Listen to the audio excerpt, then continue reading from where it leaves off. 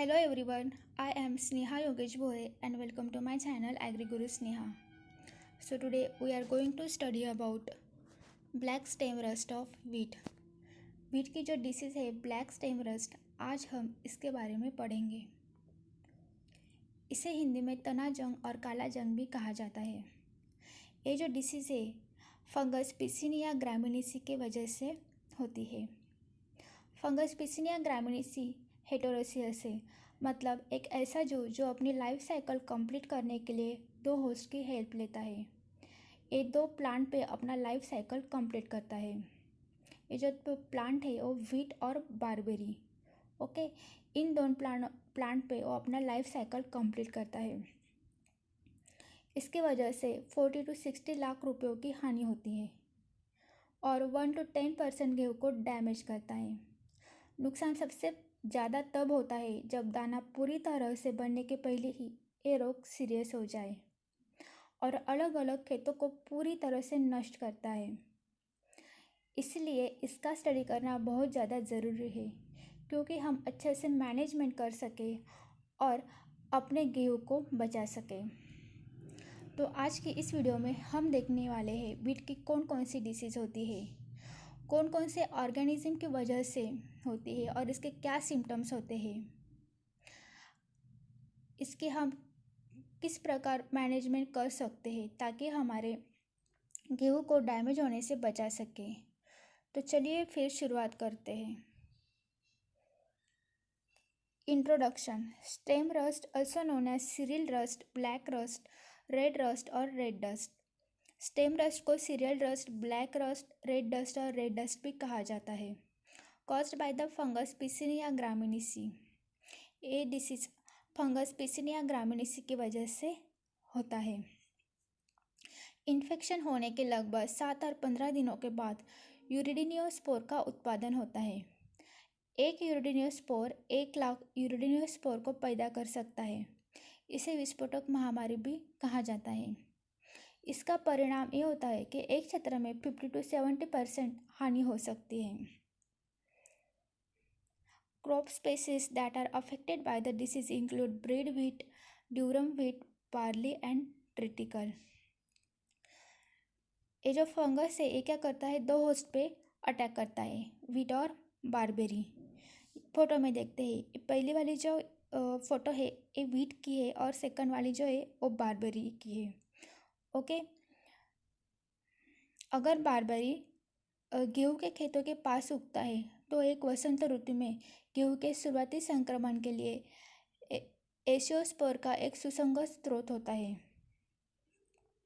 Stem rust Puccinia graminis formal species tritici is a foliar disease that can significantly reduce wheat yields if it occurs in early spring and it is not controlled. अगर इस disease को हम control नहीं कर पाए तो ये क्या करेगा, हमारे जो गेहूँ की फसल है उसे पूरी तरह से डैमेज करेगा और बहुत ज़्यादा नुकसान होगा। Pathogen Puccinia graminis formal species tritici. Host मतलब जिन प्लांट पे ये अटैक करेगा, ओके, जिस पर ये अटैक करेगा, तो wheat and barley, common barberry and some additional barberries, मोहा barberries and Mahonia species, okay. Photo में देखते हैं, यहाँ पे जो मैंने सर्कल किए गए हैं तो ये क्या है, यूरिडिनियोस्पोर। धीरे धीरे ब्राउन रेड स्पॉट्स पैचेस हमें दिखाई देती है। ये जो यूरिडिनियोस्पोर है हवा के कांटेक्ट में आके दूसरे पौधों पे आते हैं, इससे पौधा क्या होता है, डैमेज हो जाता है। This is also urediniospore. पहले यूरिडिनियोस्पोर बनेंगे, ओके, और सीजन के एंड में टिलियोस्पोर। This is टिलियोस्पोर। ये ब्लैक कलर के स्पोर्स आपको देखने को मिलेंगे, इसे ही हम ब्लैक स्टेम रस्ट कहते हैं। यूरिडियोस्पोर कई बार बनेंगे और एक पौधे को दूसरे पौधे से हवा के द्वारा इन्फेक्ट करेंगे,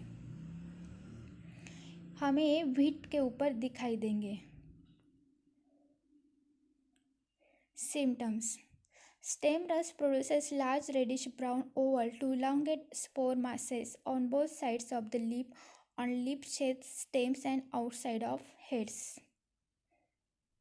इसके सिम्टम्स हमें सारे के सारे एरियल पार्ट्स पर दिखाई देंगे। ओके इसके जो मेजर सिम्टम्स है वो हमें स्टेम पोर्शन पे दिखाई देंगे, देन लीफ पे दिखाई देंगे, पत्ते के मैन पे दिखाई देंगे। Okay uridial pustules are oval to spindle shaped and dark reddish brown rust in color. इसके जो आपको यूरिडियल स्पोर्स दिखाई देंगे, यूरिडियल पॉस्चुल्स एक कैसे रहेंगे, अंडाकार रहेंगे, घानों के रूप में दिखाई देंगे पत्तों पे। They erupt through the epidermis of the host and surrounded by tattered host tissues.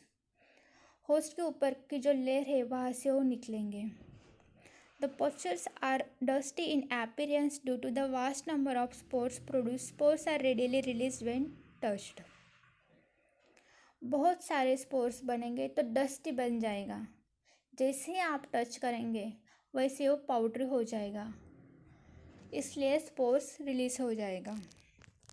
Photo में देखते हैं, यहाँ पे जो फ़ोटो है वो बारबेरी की है। ओके और यहाँ पे जो मैंने सर्कल किया हुआ है ये क्या है, आपकी पिकनिया जो हमें बारबेरी पे दिखाई देगी। ओके इसे पिकनिया कहते हैं, बारबेरी के पौधों पर दिखाई देता। वसंत ऋतु में बारबेरी के जो पत्ते हैं उनके ऊपर के पोर्शन पर दिखाई देंगे। यह हमें छोटे छोटे ग्रुप में दिखाई देंगे और ये क्या करेंगे, चिप चिप शहद के रूप में पिक्नियोस्पोर्स को बाहर निकालेंगे।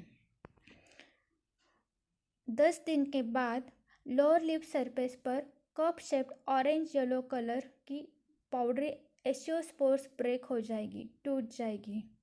The aecial yellow and sometimes elongate to extend up to 5 mm from the lip surface.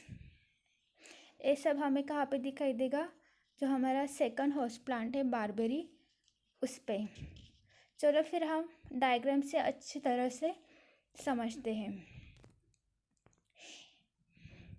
This is the wheat, okay this is the यूरेनियोस्पोर।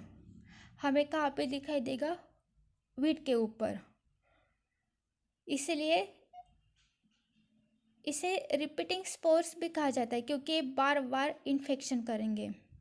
Okay this is the uredinium, powder colour के दिखाई देंगे हमें वीट के ऊपर। उसके बाद टिलियोस्पोर्स।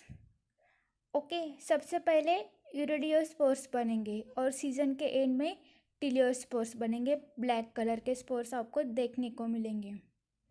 Urediospores कैसे रहते हैं, ब्राउन और रेड स्पॉट पैचेस। ओके वो क्या करते हैं, हवा के कांटेक्ट में आके दूसरे पौधे पे आते हैं, इससे पौधा डैमेज हो जाता है। इसके बाद basidiospore, this is the 3rd number stage. जैसे इन्फेक्शन बढ़ेगा टिलियोस्पोर्स ब्लैक कलर के बन जाएंगे। अगर ज़्यादा नंबर पॉस्चुल्स बनेंगे तो स्टेम वीक हो जाएगी, फिर अपनी लाइफ साइकिल कंप्लीट करने के लिए बारबेरी के ऊपर वो क्या करेगा, अटैक करेगा। And this is the barberry plant. Okay this is the aecia. ये हमें कहाँ पे दिखाई देगा, ल्यूस के नीचे वाला जो हिस्सा है, यहाँ पे जो स्पोर्स बनेंगे और ल्यूस के नीचे वाले एक पोर्शन पे बनेंगे। एक कप लाइक स्ट्रक्चर हमें दिखाई देगा। और हमें बारबेरी के प्लांट के बगल में जो पिकनिया दिखाई दे रहा है वो क्या है, ऑरेंज स्पॉट्स के हमें पिकनिया दिखाई देंगे, जो आपको बारबेरी के ऊपर दिखाई देंगे। ओके इसमें थोड़ा सा हनी ड्यू भी रहेगा, मतलब शुगरी सब्सटेंस है जो इंसेक्ट को अट्रैक्ट करता है। छोटे छोटे बारिश के बूंदें भी इसे पिक्नियोस्पोर को क्या करते हैं, इतर बितर कर देती है और क्रॉस फर्टिलाइजेशन के लिए हेल्प करती है। हमें पुसिनिया ट्रिटिकल जो ग्रामिनीसेसी है ये क्या है, मैक्रोसाइक्लिक है, मतलब इसमें 5 प्रकार के स्पोर्स बनते हैं। और जो पिकनिया और एशियल स्टेज है हमें बारबेरी प्लांट में दिखाई देगी, और यूरेडियल टिलियस जो स्टेजेस है हमें वीट में दिखाई देते हैं। ओके, दिस इज़ द हेटेरोसियस, मतलब अलग अलग पौधे लगते हैं, ऐसे दो होस्ट लगते हैं। और ऑटोसियस मतलब एक ही पौधे पे बनते हैं। ओके, इस तरह से फंगस पिसनिया ग्रामिनीसी अपनी लाइफ साइकिल कंप्लीट करता है दो होस्ट पे, और प्लांट को पूरी तरह से डैमेज और बर्बाद कर देता है। देन मैनेजमेंट, हम इसका मैनेजमेंट किस तरह से कर सकते हैं। इरेडिकेशन ऑफ बारबेरी, मतलब जहाँ पे बारबेरी दिखाई देगी उसे क्या करना है, हमें हटा देना है, इरेडिकेट करना है। Okay, cultivation of rust resistance varieties NP822 NP823, मतलब जो रेजिस्टेंस वैरायटीज़ है उन्हें लगा लीजिएगा। ओके, रेजिस्टेंस वैरायटी हमें क्या करना है, शुरू कर सकते हैं लगाना। Then avoid late sowing, late sowing नहीं करेंगे। Dusting of sulphur at 25 kg per hectare is effective against all rust infection, sulphur का यूज़ करेंगे। यूज़ पोटेशिक फर्टिलाइज़र्स, पोटेशिक के डोज को ठीक रखेंगे। Spray zineb at 2.5 kg per hectare और propiconazole eight 0.1%।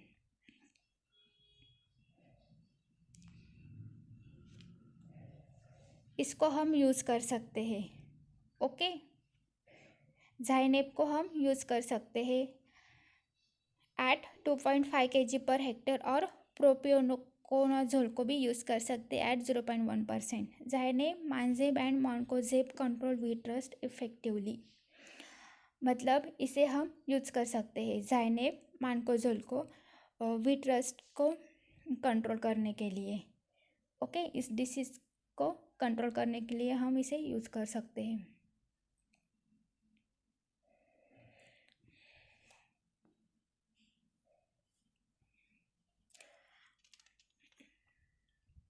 I hope आपको आज की वीडियो समझ में आ गई होगी।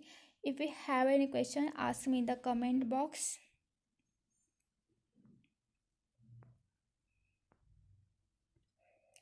Thanks for watching my video.